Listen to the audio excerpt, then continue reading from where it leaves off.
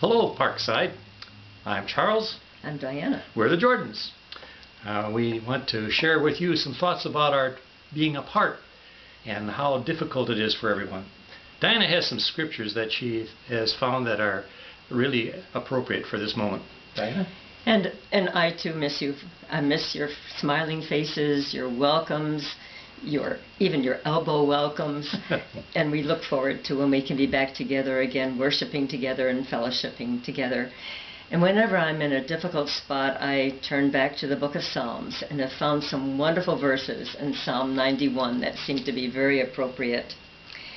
He who dwells in the shelter of the Most High will rest in the shadow of the Almighty. I will say of the Lord, He is my refuge and my fortress, my God in whom I trust. Surely He will save you from the fowler's snare and from the deadly pestilence. You will not fear the terror of night, nor the arrow that flies by day, nor the pestilence that stalks in the darkness, nor the plague that destroys at midday. And then in Isaiah 26:3, Thou wilt keep him in perfect peace, whose mind is stayed on Thee, because he trusts in Thee.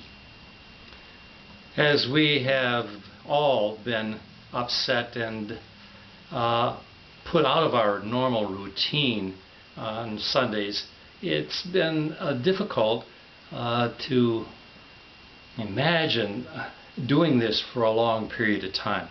Obviously, we hope that this will be over sooner than later. In the process of thinking through what we have been experiencing, I came across a song on YouTube as a Gaither vocal band singing "This is the Place." It's a song about the nature of the church and what we do there. And from my childhood on, the church was the place that I could identify with every week.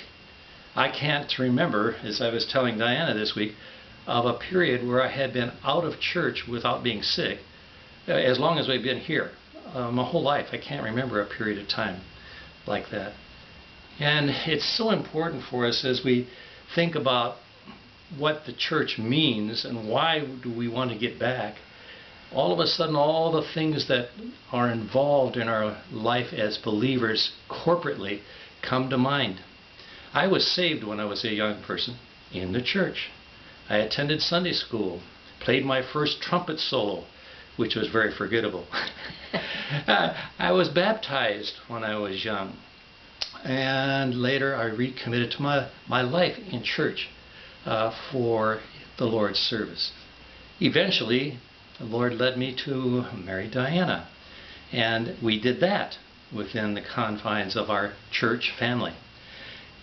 Ultimately, we also use the church as a place to gather when it's time to say goodbye to those that have gone to be with the Lord before we did.